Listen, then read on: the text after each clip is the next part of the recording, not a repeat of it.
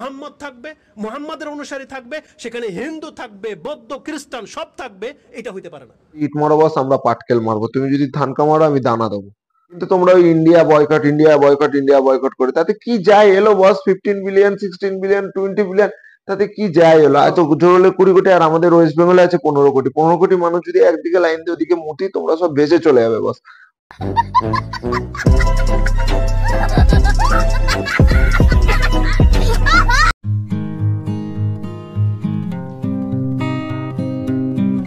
Friends, আমি তো welcome back my channel. বড়দের জানাই প্রণাম, ছোটদের জানাই আমার ভালোবাসা। আজকে চলে এসেছি আবার একটা নতুন রিয়াকশন ভিডিও নিয়ে। যারা আমার চ্যানেলে নতুন, চ্যানেলের ভিডিওগুলো দেখে যদি ভালো লাগে লাইক কমেন্ট শেয়ার করে জানিও, আর চ্যানেলটা সাবস্ক্রাইব করতে ভুলো না। আজকের একটা অন্যরকম রিয়াকশন ভিডিও নিয়ে এসেছি, আবার সেই বাংলাদেশের একটা ভিডিও নিয়ে এসেছি। বাংলাদেশের আমি একটা রিয়াকশন ভিডিও বানিয়েছিলাম, সেই ভিডিওটাতে অনেক কমেন্ট পড়েছে, সেই কমেন্টের জবাব সেই রিয়াকশন ভিডিওর মাধ্যমে বাংলাদেশ ভাই বোনদের, দাদাদের দিতে চাই। তা আজকের ভিডিওটা খুব ভালো ভিডিও, যে আজকে বাংলাদেশের ভাইরা, দাদারা আমাদের ইন্ডিয়ান হিন্দুদের বা ভাইদের কিভাবে নেয়। বাংলাদেশে আমরা প্রায় সময় দেখতে পাই একটি নির্দিষ্ট ধর্মের অনুসারীরা মাথাচাড়া দিয়ে ওঠে। তারা বলতে থাকে যে তাদের ধর্মের লুঙ্গি ধরে কেউ টান দিল, তাদের ধর্ম ধ্বংস হয়ে গেল, ছিনতাই হয়ে গেল। আপনারা নিশ্চয়ই বুঝতে পেরেছেন আমি সেই তথাকথিত শান্তির ধর্মের অনুসারীদের কথা বলছি। প্রায় সময় তারা বলে হিন্দু ধর্মাবলম্বীদের এই দেশ থেকে তাড়িয়ে দিতে হবে। হ্যাঁ, আমাদের এই দেশ 90% মুসলমানের দেশ, এই দেশে হিন্দু ধর্মাবলম্বীরা থাকতে পারবে না, বৌদ্ধ ধর্মাবলম্বীরা থাকতে পারবে না, খ্রিস্টান ধর্মাবলম্বীরা থাকতে। কেন? ওই যে 90% মুসলমানের দেশ। এবং তারই ধারাবাহিকতায় গত কয়েকদিন ধরে চট্টগ্রামের একটি বিদ্যালয়ের সামনে আমরা একটি ব্যানার দেখতে পাই। সেই ব্যানারটিতে আপনারা দেখতে পাচ্ছেন লেখা রয়েছে, শিক্ষা মন্ত্রণালয়ের দৃষ্টি আকর্ষণ করছি, চট্টগ্রাম ঐতিহ্যবাহী সরকারি মুসলিম উচ্চ বিদ্যালয়ের ভর্তি লটারিতে অমুসলিম ছাত্রদের অংশগ্রহণের অন্তর্ভুক্ত না দেওয়ার অনুরোধ জানাচ্ছি। সরকারি মুসলিম উচ্চ বিদ্যালয় শুধুমাত্র মুসলিম ছাত্রদের জন্য সংরক্ষিত একটি প্রতিষ্ঠান। সবার জন্য না, বাংলাদেশ সব ভাইরা বোনরা রাগ করবে না। ছাত্র আগের সংগ্রাম ভিডিওতে সরকারি এরকম মুসলিম উচ্চ বাংলাদেশে একটা বিদ্যালয়টি রিঅ্যাকশন দান ভিডিও করেছেন খুব বাজে মোহাম্মদ বাজে মহসিন, যিনি কমেন্ট কিনা পড়েছিল, একজন তার এগেইনস্টে শিয়া উত্তরটা সম্প্রদায়ের দেখো। মানুষ। এবং বাংলাদেশে তোমাদের কেন সুন্নিপন্থী পছন্দ করবো মুসলমানরা আমরা? দেখো শিয়াদেরকে কোনোভাবে মানুষ মনে করে না, দেখো, এবং তোমরা নিজেরাই আমরা মারামারি দেখতে পাই করছো, আবার পুরো আমাদেরকে বিশ্বে ইয়ে করছো। শিয়া সুন্নি মারামারি আগো করছে, মাঠে এরা একে অন্যকে কথা হত্যা বলতে পর্যন্ত চালা করছে। আমাদের সাথে। তো সেই প্রতিষ্ঠানকে মুসলমানদের প্রতিষ্ঠান বলা এবং সেখানে হিন্দু ধর্মাবলম্বীরা, বৌদ্ধ ধর্মাবলম্বীরা বা খ্রিস্টান ধর্মাবলম্বীরা নিজেরাই শিক্ষা জানে পড়াশোনা না। করতে পারবে না, কারণ দেখো এটি তোমাদের মুসলমানদের দেশের ভাই, দানে দেখো কি বলছে। স্কুল। তাই এটি যদি ঠিক হয়ে থাকে তাহলে হিন্দু ধর্মাবলম্বীরা কি বলতে পারেন না তাদের দানে যে স্কুলগুলো হয়েছে সেই স্কুলগুলোর নাম? আমি কয়েকটি নাম বলছি, হয়তো আপনারা 100, 200, 1000 খানেক স্কুলের নাম বলতে পারবেন। আমরা শুধু চট্টগ্রামের দিকে যদি তাকাই তাহলে দেখতে পারি চট্টগ্রামে হিন্দু ধর্মাবলম্বীদের দানে প্রতিষ্ঠিত স্কুলগুলোর মধ্যে অন্যতম চট্টগ্রাম কলেজের স্কুল। চট্টগ্রাম তথা বাংলাদেশের শ্রেষ্ঠ শিক্ষা প্রতিষ্ঠান এটি। এই প্রতিষ্ঠানের ভূমিদাতার নাম কবি নবীন চন্দ্র সেন। ডক্টর খাস্তগির স্কুল, এই স্বনামধন্য শিক্ষা প্রতিষ্ঠানটির প্রতিষ্ঠাতা ডক্টর অনন্দাচরণ খাস্তগির। চট্টগ্রাম সিটি কর্পোরেশনের অধীনে 3টি বালিকা শিক্ষা প্রতিষ্ঠান রয়েছে, যেমন ক কুসুম কুমারী বালিকা উচ্চ বিদ্যালয়, খ অপর্ণাচরণ বালিকা উচ্চ বিদ্যালয়, গ কৃষ্ণকুমারী বালিকা উচ্চ বিদ্যালয়। মিউনিসিপাল মডেল হাই স্কুল, যার প্রতিষ্ঠাতা শ্যামাচরণ বাবু। চট্টগ্রাম গভর্নমেন্ট হাই স্কুল, এটিও হিন্দু জমিদারের দানে নির্মিত। আগ্রাবাদ গোসাইডাঙ্গা গুরুদেব রামকৃষ্ণ স্কুল, এটিও হিন্দুদের দ্বারা নির্মিত প্রতিষ্ঠান। জে.এম. সেন স্কুল, এটিও হিন্দুদের দ্বারা নির্মিত শিক্ষা প্রতিষ্ঠান। প্রবর্তক বিদ্যাপীঠ, যা বর্তমানে প্রবর্তক স্কুল অ্যান্ড কলেজ, এটির প্রতিষ্ঠাতাও হিন্দু ধর্মাবলম্বীরা। এছাড়াও সারা বাংলাদেশে ছড়িয়ে ছিটিয়ে থাকা হাজারো শিক্ষা প্রতিষ্ঠানের নাম আপনারা বলতে পারবেন। এখন প্রশ্ন আসে, হিন্দু ধর্মাবলম্বীরা, বৌদ্ধ ধর্মাবলম্বীরা বা খ্রিস্টান ধর্মাবলম্বীরা কি বলবেন যে এই শিক্ষা প্রতিষ্ঠানগুলো যেহেতু আমাদের পূর্বপুরুষরা প্রতিষ্ঠা করেছেন, তারা আমাদের ধর্মাবলম্বী ছিলেন, তাই এখানে শুধু আমরাই পড়তে পারবো, এখানে মুসলিমরা পড়তে পারবে না? শিক্ষা প্রতিষ্ঠানের কি কোনো ধর্ম হয়? শিক্ষা প্রতিষ্ঠান নামাজ পড়ে নাকি মন্দিরে যায়? কোনটা? কিছুই না। শিক্ষা প্রতিষ্ঠান সবার জন্য উন্মুক্ত থাকবে, এটি স্বাভাবিক। কিন্তু সেই শিক্ষা প্রতিষ্ঠানকেও ধর্মীয়করণ করার চেষ্টা হচ্ছে। বলা হচ্ছে একটি মুসলিম স্কুল, তাই এখানে অমুসলিমরা পড়তে পারবে না। এই ধরনের কুৎসিত চিন্তাভাবনা কারা লালন করে? কারা এই তথাকথিত যারা অভিভাবক রয়েছেন তাদের মাথায় এই কুৎসিত চিন্তা ঢুকিয়ে দেয়? হ্যাঁ, ঠিকই ধরেছেন, একটি নির্দিষ্ট ধর্মের ধর্মীয় পুস্তক এবং সেই ধর্মের ধ্বজাধারীরা, অর্থাৎ সেই ধর্মের প্রচারক প্রসারক যারা রয়েছে, যাদেরকে আমরা সহজ ভাষায় ধর্ম ব্যবসায়ী, মোল্লা মুন্সি হিসেবে চিনি। চলুন সেরকম একজন মোল্লা মৌলভীর একটি বক্তব্য শুনি। সেই বক্তব্যটি বিচ্ছিন্ন কোনো ঘটনা নয়, জুম্মার নামাজের খুতবাতে তিনি এই ধরনের ধৃষ্টতা দেখিয়েছেন। আরে দেখুন অশিক্ষিত এই সমাজ, ভিডিওটি 2 দিন আগে অর্থাৎ গত একটু শুক্রবারে শিক্ষা নেই বক্তব্য এটি। অশিক্ষিত এবং সমাজ, এই যে একটু শিক্ষা বক্তব্য নেই। রাখা ব্যক্তিটি তার নাম মাহমুদ বিন কাসিম এবং এটি মোহাম্মদপুরের একটু শিক্ষিত হানজালা ভাইদের সাথে রাদিয়াল্লাহু আনহু মেলামেশা কর, মসজিদ। এই তাহলে মসজিদের একটু শিক্ষা খুতবাতে হবে। তিনি কি বলেছেন চলুন আমরা একে একে শুনি, আমরা বাস্তবতার সাথে মিলিয়ে নেই। এবং বলে রাখা ভালো, এই ভিডিওটি আকুল। বিশেষ করে সেসব দাদারা দেখবেন যারা মোহাম্মদের প্রেমে আকুল, সেই মোহাম্মদ যাকে কিনা আপনারা মহামানব মনে করেন। ইসলামের প্রবর্তক মোহাম্মদ কি করে খারাপ মানুষ হন, এই মোল্লার বক্তব্য থেকে আপনারা স্পষ্ট হবেন ইসলাম কতটা ভয়াবহ। এবং অসাম্প্রদায়িকতার আড়ালে আপনারা যে ব্যানার, যে সাইনবোর্ডের পেছনে নিজের কুৎসিত দালালি লুকিয়ে রাখেন, অর্থাৎ মোহাম্মদের দালালি করার জন্য যে নিকৃষ্ট পন্থা আপনারা অবলম্বন করেন, সেটি আজকে আপনাদের চোখে আঙুল দিয়ে দেখিয়ে দেখাবো আপনাদের সেই সর্বশ্রেষ্ঠ মোহাম্মদ কি ব্যক্তি ছিলেন এবং কাকে আপনারা মহামানুষ মনে করছেন, সেটির উত্তর আপনারা এই ভিডিও থেকে পেয়ে যাবেন। চলুন এই মোল্লার বক্তব্য শুনি, সে কি বলতে চায়। দুঃখের সাথে বলতেছে, গত কয়েকদিন আগে একটা ভিডিও ক্লিপ দেখেছি, ফেনীতে বলেন, শুধু ফেনীর নাম কেন নেব, বাংলার জমিনের এমন বহু চিত্র আছে, কিছু নাদান মুসলিম আছে, অজ্ঞ মুসলিম আছে, আমরা বলতে চাই তাদেরকে। তারা বলে একই দেয়াল, এত বড় একটা মসজিদ, তার পাশে একটা এত বড় একটা মন্দির। গর্বের সাথে বলতেছে যে মুসলিমদের নামাজের যে লিস্ট, এটা মন্দিরে তারা রেখেছে। তারা জানে যে আমাদের আজান এবং নামাজের ওয়াক্ত কখন, ওই সময় তারা পূজা করে না। আর তারা এই মুসলিমরা নামাজ পড়ে বাহবা দিচ্ছে যে আমাদের সমাজ একে কতটা মারা উচিত, শান্তি তোমরা শৃঙ্খলার শেখো। মধ্যে আমরা আছি, আমরা মারো হিন্দু সবাই মুসলিম তোমরা একে। এক সমান নিয়ে চলতেছি। অনেক বুদ্ধি ওর। আপনার বিদ্যাও নাই, বুদ্ধিও নাই। এই মোল্লা কিছু মুসলমানদের উদ্দেশ্য করে সে তিরস্কার করছে। সেই মুসলমানরা কারা? যারা বিশ্বাস করে মসজিদ মন্দির একত্রিত হয়ে থাকতে পারে, কাছাকাছি থাকতে পারে। যারা এই উদ্যোগটি নিয়েছেন তারা নিঃসন্দেহে অসাম্প্রদায়িক। মন্দিরের প্রতি শ্রদ্ধা বা হিন্দু ধর্মাবলম্বীদের শ্রদ্ধা মসজিদের প্রতি, এটাই তার আপত্তির কারণ। দেখুন এই ভিডিওর টাইটেলটি কি রয়েছে, টাইটেল এবং ডেসক্রিপশনে লেখা রয়েছে যে মন্দির মসজিদ পাশাপাশি এটি থাকতে পারে কিনা, ইসলাম কি বলে। এবং যারা এই উদ্যোগটি নিয়েছেন তাদেরকে ভৎসনা করছে, তাদেরকে নিয়ে তিরস্কার করছে এই ইসলাম প্রচারক। শুনুন তার মুখ থেকে আরও কি বলে, ইসলাম কি বলে মন্দির মসজিদ পাশাপাশি থাকার ক্ষেত্রে। আপনি মুসলিম নামের কলঙ্ক, এটা আমি বলতেছি ছোট হিসাবে।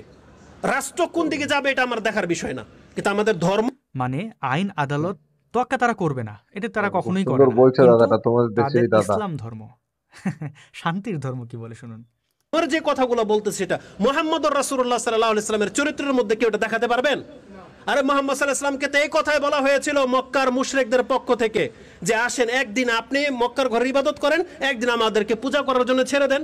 আল্লাহ কোরআনের আয়াত নাজিল করে জানিয়ে দিয়েছেন কি, ইয়া কুল ইয়া আইয়ুহাল কাফিরুন লা আবুদু মা তা'বুদুন, হে কাফের সম্প্রদায়, আমরা যে রবের ইবাদত করি তোদের সেই ইবাদতের আমরা হকদার না, আর আমরা যার ইবাদত করি তোরাও তার ইবাদতকারী না। অথচ একই ঘরে পূজাও চলবে, নামাজও চলবে, এটা ইসলাম ধর্ম নয়। বুঝতে পারলেন তার কথা অনুযায়ী। আমরা যদি একটু মক্কার দিকে তাকাই, মক্কা কাদের ছিল? পৈতলিকদের ছিল। এবং মুশরিক বলছে কাকে? মুশরিক মানে যারা মূর্তি পূজারী। মূর্তি পূজারীদের কাছ থেকে সেই মরুর ডাকাত, কুখ্যাত সেই ডাকাত, সেই মন্দিরটি ছিনিয়ে নিয়েছিল। সেটিকে এখনও সেই পৌত্তলিক ধারায় হিন্দু ধর্মাবলম্বীরা যেমন সেলাইবিহীন কাপড় পরেন তাদের তীর্থে, এবং সাতচক্কর দেওয়া, এখনও কিন্তু সেই মক্কাকে কেন্দ্র করে সাতচক্কর দেওয়া হয়। এই সেই কালো ঘর, এই ঘরের ভেতরে অসংখ্য মূর্তি ছিল, 360টি বা তার অধিক। সেগুলো মোহাম্মদ নিজের হাতে ভেঙেছে।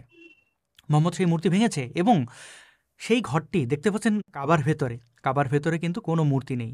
তাহলে এই শূন্য ঘর, খালি ঘরটিকে কেন্দ্র করে সাতচক্কর দেওয়া, এই যে হজ করা, এটি কাদের প্রথা?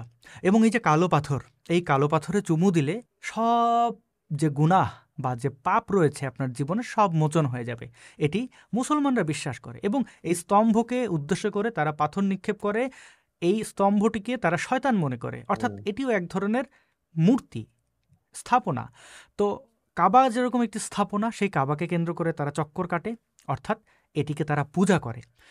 এই যে চন্দ্র মন্দির, এটি ছিল চন্দ্র মন্দির। দেখতে পাচ্ছেন ক্লক টাওয়ারের উপরে চাঁদ, এখনও আল্লাহ মোহাম্মদের উপরেও চাঁদ। এই বিষয়ে মুফতি আবদুল্লাহ আল মাসুদ খুব চমৎকার একটি ব্যাখ্যা দিয়েছিলেন। সেই ব্যাখ্যার লিঙ্ক, ভিডিওর লিঙ্ক ডিসক্রিপশনে আপনারা পেয়ে যাবেন।